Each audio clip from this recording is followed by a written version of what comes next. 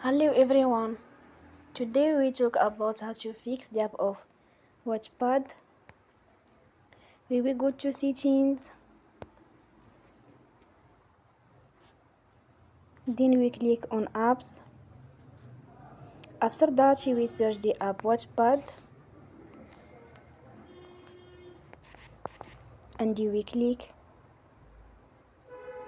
Then we will on force stop. After that we go to storage. Then we click on clear cache.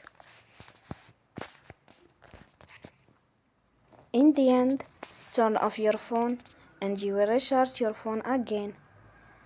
Don't forget to support us by like and subscribe. See you next time and thank you for watching.